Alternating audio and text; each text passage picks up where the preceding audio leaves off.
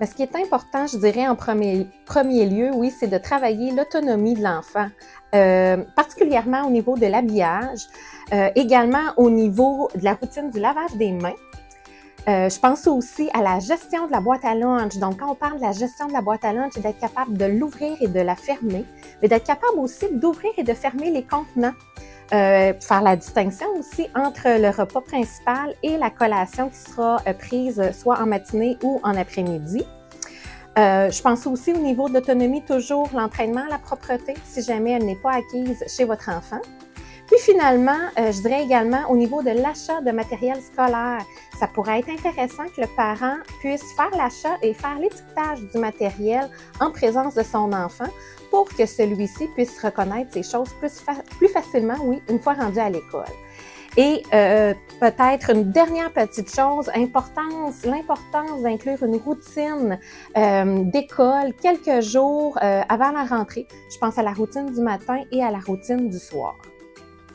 Donc, qu'est-ce qui peut être intéressant de faire avec l'enfant durant les vacances? C'est de lui permettre de socialiser avec d'autres enfants, que ce soit en allant jouer au parc, jouer sur la cour de l'école si c'est possible, ou inscrire notre enfant à une activité sportive.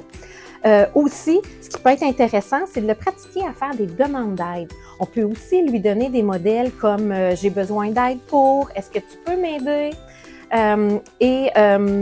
également l'utilisation des mots de courtoisie. Donc, je pense entre autres « bonjour »,« s'il vous plaît »,« merci ». Et en dernier lieu, ce qui pourrait être intéressant, c'est d'aider votre enfant à reconnaître puis à nommer ses émotions et ses besoins. De cette façon-là, on va s'assurer que votre enfant est bien compris par les intervenants scolaires, mais aussi qu'il sera en mesure de vous exprimer comment il se sent à l'école. Donc, sachez qu'en tout temps, il est possible de communiquer avec un des intervenants de l'école pour répondre à vos questions, répondre à vos besoins, puis répondre également aux questions et aux besoins de votre enfant. Donc, quand je parle des intervenants de l'école, donc voici tous ceux qui pourront peut-être graviter auprès de votre enfant là, à l'éducation préscolaire. Donc, je pense à nos enseignants, nos directions d'établissement, nos secrétaires d'école. On a également la technicienne en éducation spécialisée. Au niveau du service de garde, je pense à l'éducatrice, mais aussi à la technicienne en service de garde. Et au niveau de nos professionnels, on a des orthophonistes, des psychoéducateurs, psychologues, travailleurs sociaux, mais aussi des orthopédagogues.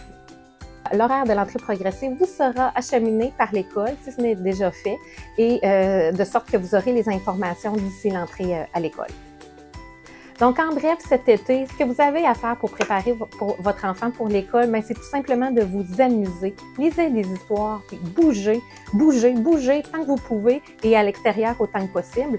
Fait que je vous souhaite un bel été et une bonne rentrée.